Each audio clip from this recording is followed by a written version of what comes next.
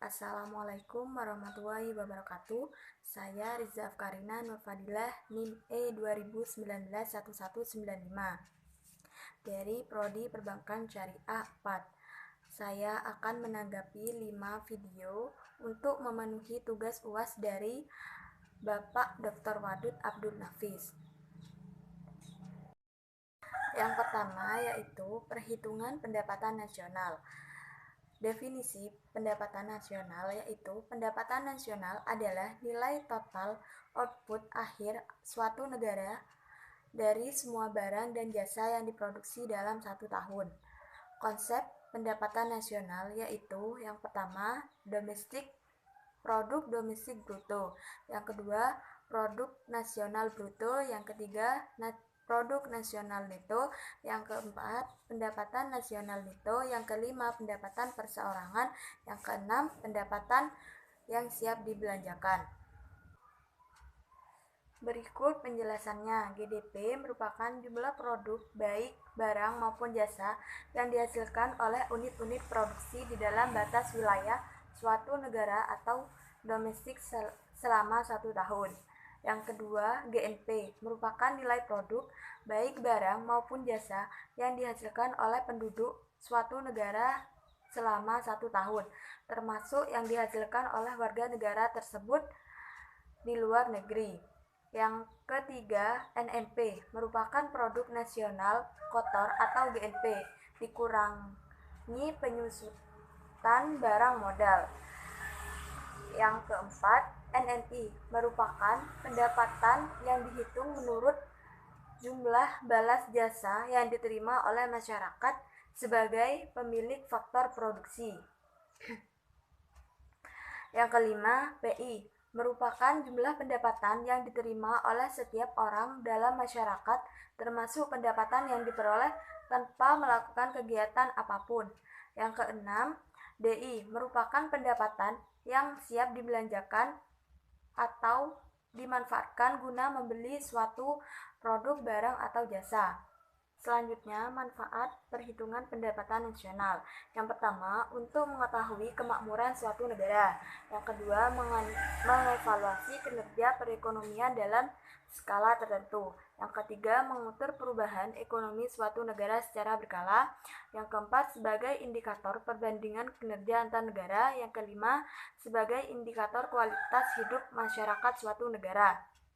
Selanjutnya, macam-macam metode perhitungan nasional. Yang pertama yaitu metode pendekatan nilai produksi, adalah menjumlahkan barang atau jasa yang diproduksi oleh seluruh usaha, baik itu BUMN maupun UMKM pada suatu negara dalam waktu 1 tahun. Yang kedua, metode pendapatan nasional, dengan menghitung jumlah pendapatan dari berbagai faktor produksi yang memberi sumbangan terhadap proses produksi. Yang ketiga, metode pendekatan pengeluaran, dengan menjumlahkan semua pengeluaran dari rumah tangga, perusahaan, pemerintah, dan masyarakat pada periode tertentu.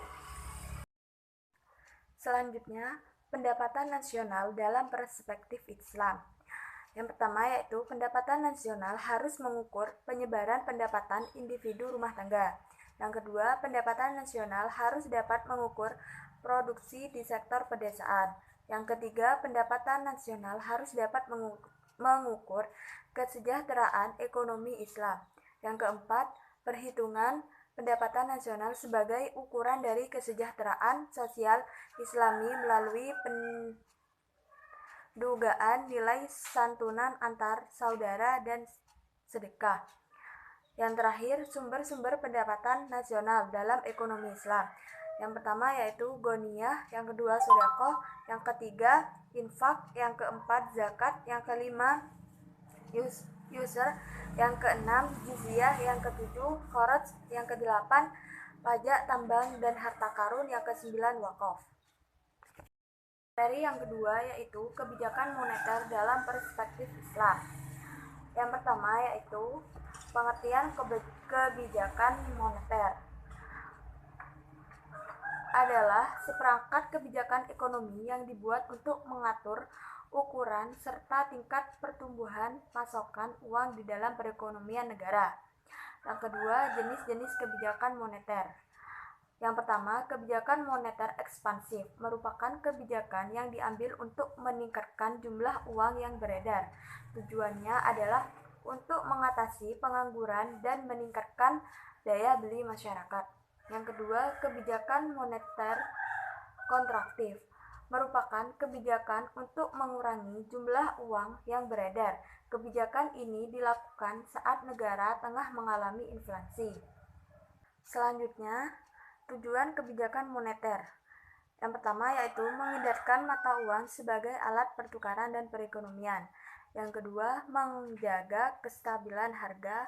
Yang ketiga, menjaga kestabilan ekonomi. Yang keempat, meningkatkan kesempatan kerja. Yang kelima, memperbaiki neraca perdagangan kerja masyarakat. Yang keenam, distribusi likuiditas yang optimal. Yang ketujuh, mempertahankan keseimbangan antara IS dan LM. Yang kedelapan, pertumbuhan ekonomi dan pemerataan perdagangan. Selanjutnya, instrumen kebijakan moneter. Instrumen kebijakan moneter ada 6. Yang pertama yaitu kebijakan operasi pasar terbuka. Yang kedua, kebijakan diskonto. Yang ketiga, kebijakan cadangan kas. Yang keempat, kebijakan cadangan ketat. Yang kelima, kebijakan dorongan modal. Yang keenam, penyesuaian tingkat suku bunga. Selanjutnya, beberapa mazhab instrumen kebijakan moneter dalam ekonomi Islam, yaitu yang pertama, mazhab pertama, Iqtsaduna. Yang kedua, mazhab kedua, mainstream. Selanjutnya, instrumen kebijakan moneter dalam ekonomi Islam. Ada 8, yaitu nisbatul ihtiyati. Yang kedua, Iqna al-Mu'wi. Yang ketiga, Nibatul Iqrad.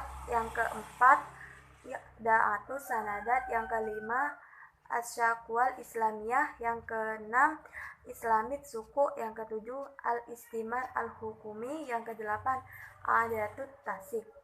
Materi yang ketiga yaitu kebijakan fiskal dalam perspektif Islam.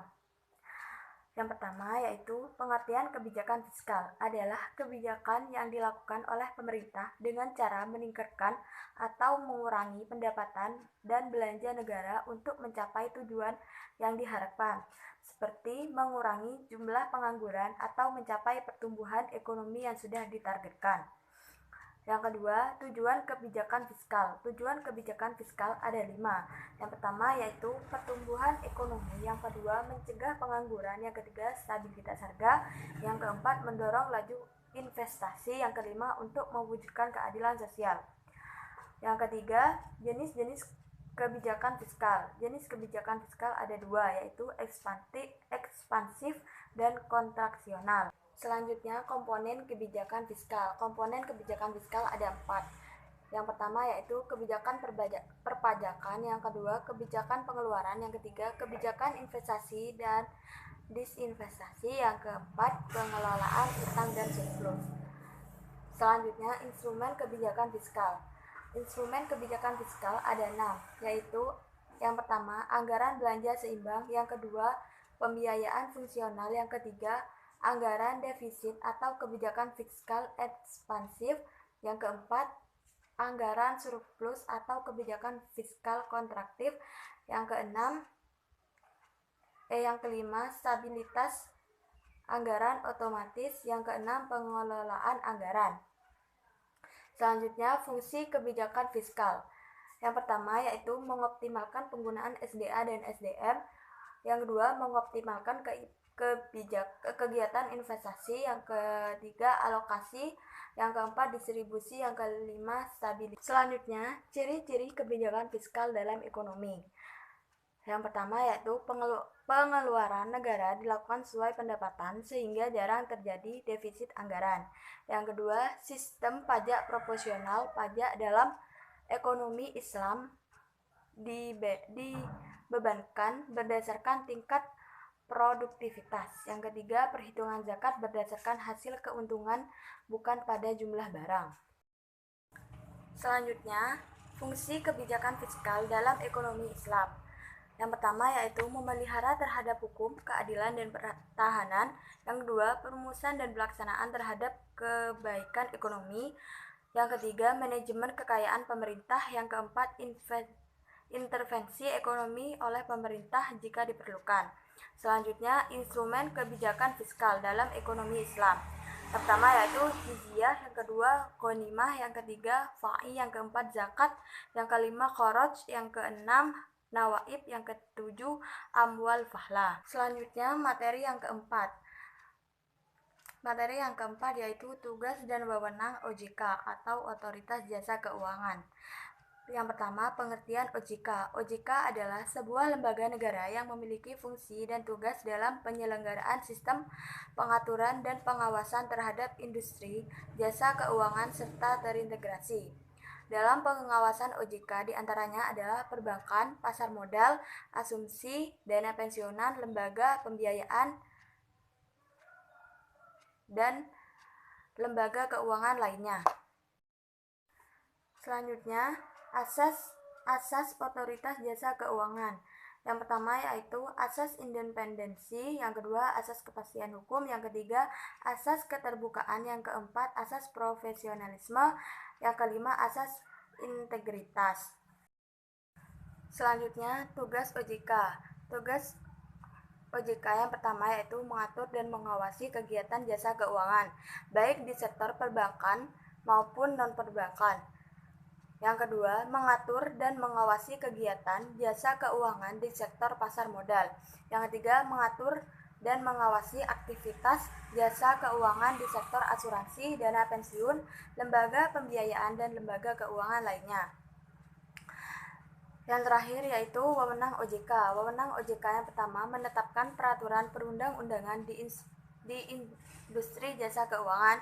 Yang kedua, membuat dan menetapkan peraturan tentang pengawasan di industri jasa keuangan.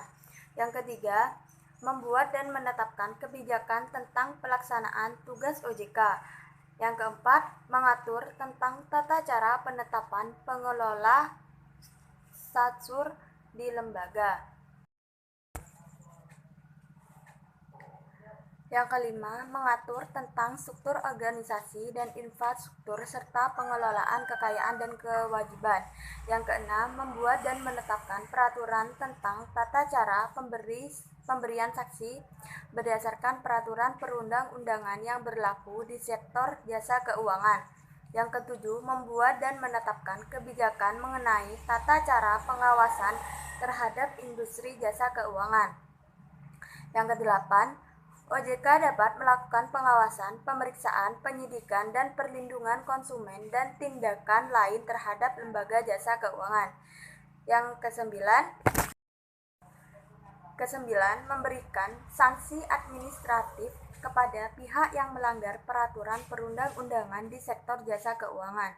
Yang 10, OJK berwenang memberikan dan atau mencabut izin usaha pengusaha dan penetapan lain dalam peraturan perundang-undangan di sektor jasa keuangan.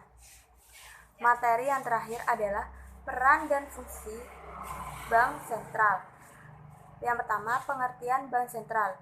Bank Sentral adalah sebuah instansi atau lembaga keuangan yang memiliki tanggung jawab atas suatu kebijakan moneter dan melahirkan tingkat aktivitas ekonomi yang stabil dalam suatu negara.